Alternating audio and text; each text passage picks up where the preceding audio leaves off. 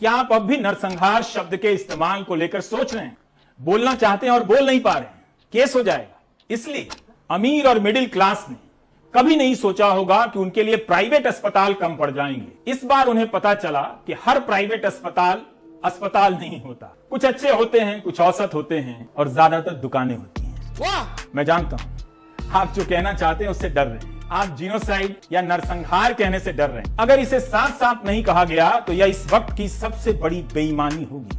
जैसे रविवार को गुजरात के प्रतिष्ठित अखबार गुजरात समाचार ने पहले पन्ने की बैनर हेडलाइन से ऊपर एक लाइन लिखी, जब देशवासी कोविड से मर रहे थे तब लोक सेवक सरमुख्तियार बन रहे थे। गुजराती में सरमुख्तियार का एक मतलब तानाशाह भी होता है। दिल्ली में बन रहे 22,000 करोड़ के सेंट्रल विस्टा का भी जिक्र है।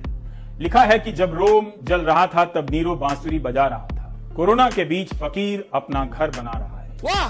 कोई सीधे नहीं कह रहा कि तानाशाह कौन है। जैसे मरीज अस्पताल ढूंढ रहे हैं, उसी तरह अदालत और मीडिया अल्फाज ढूंढ रहा है। अवनीश अवस्थी जी, मैं ये कोई समय किसी की प्रशंसा करने की नहीं है, मगर कहना तो पड़ेगा ना, मगर ये मानना तो पड़ेगा ना अवनीश अवस्थी, ये सरकार ऐसी है जो सुनती है। और मुझे लगता है कि हमारी सरकार बहुत संवेदनशील है। केंद्र सरकार ने संवेदनशीलता के साथ मामले पर जितनी एक्शन लेनी चाहिए तो उन्होंने ली है। तो हमारी बड़ी सीख क्या है? मेरा पहला सवाल ये है कि किशोर तिवारी जी, लॉकडाउन लौट आया, आप तो ऐसा कर रहे हैं जैसे प्रधानमंत्री नरेंद्र मोदी ने आमंत्रित किया लॉकडाउन को, या सुजाता पॉल जिस तरह से बात करती है, जिस तरह से कांग्रेस वाले बात करते हैं। लगते तो ऐसा लगता है कि आप लोग ये कह रहे हैं कि कैबिनेट की बैठक हुई और कैबिनेट ने कहा कोरोना वापस आ जाओ। आपकी अपनी कोई जिम्मेदारी नहीं, सब कुछ केंद्र सरकार पर डाल दो। पॉलिटिक्स करो, सियासत करो, ये नकारात्मक बातें, आपकी बातें सारे नकारात्मक तरीके की नेगेटिव वाली बातें हैं। नहीं, यही तो बात है। आप कर क्या रहे पिछले 5-6 दिन से?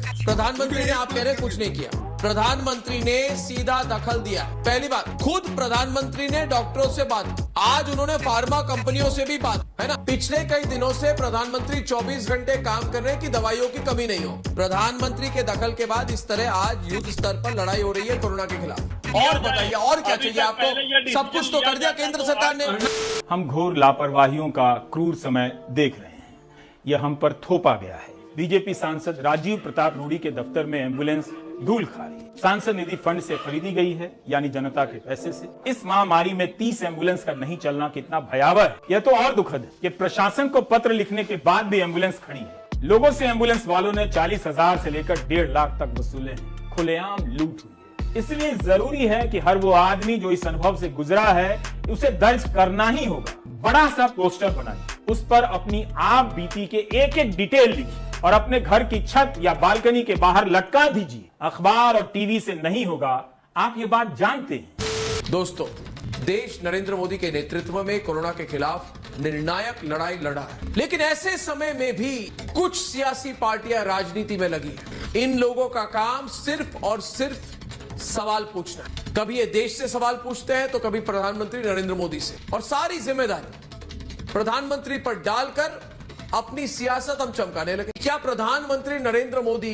के अंध विरोधी कोरोना के खिलाफ जंग को कमजोर कर रहे हैं? पहली बात, ब्रेकिंग खबर यह है, खुले बाजार में मिलेगी वैक्सीन, खुले बाजार में वैक्सीन मिलेगी।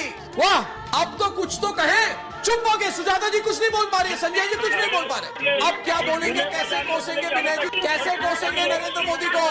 आज ही बोलिए। मैं तो प्रशंसा करता हूं, इसमें केंद्र सरकार ने इतनी बड़ी डिसीजन ले ली है। हम सबको आज अप्रिशिएट करना चाहिए। बहुत बड़ी खबर है, बहुत बड़ी खबर रिपब्लिक भारत पर। 1 तारीख से सरकार सबको टीका देगी, सबको टीका मिलेगा। अब बस करो भाई, बस करो, बहुत हो गया। मैं समझ नहीं पा रहा आज कुछ, मैं समझ नहीं पा रहा आज कुछ। संजय शर्मा जी, आप मायूस क्यों? आज किशोर तिवारी का चेहरा लटका हुआ क्यों? आज सुजाता पॉल गुस्सा क्यों? आप क्या कहेंगे? आप कुछ कहेंगे नहीं, आप ताली तो बजाइए ना नरेंद्र मोदी जी के लिए। ये बहुत बड़ी बात है, आप समझ नहीं रहे। और एक साल में वैक्सीन तैयार किसने की?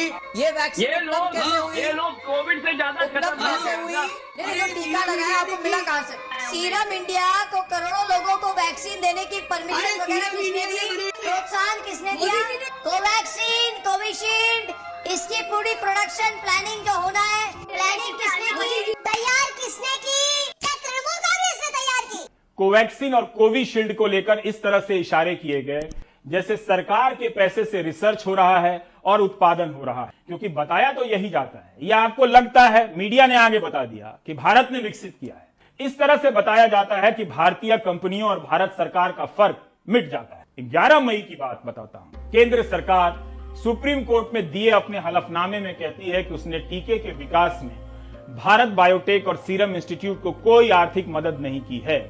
साफ साफ लिखा है कि कोवैक्सीन या कोविशील्ड के रिसर्च या डेवलपमेंट के लिए किसी प्रकार की सरकारी सहायता या ग्रांट मदद नहीं दी गई थी। बताइए, तो सुप्रीम कोर्ट में सरकार कहती है कि टीका बनाने वाली 2 बड़ी कंपनियों को एक नया पैसा नहीं, दूसरे के पैसे से बने टीके पर अपना फोटो चिपकाकर छवि बनाई गई और राजनीति की भावना आहत भी नहीं हुई। तो फिर वैक्सीन रिसर्च और डेवलपमेंट को लेकर पैसे देने की खबरें क्या थी? किसे मिला पैसा जो 12 नवंबर 2020 के बिजनेस स्टैंडर्ड में छपा है? ये 900 करोड़ किसे दिया गया?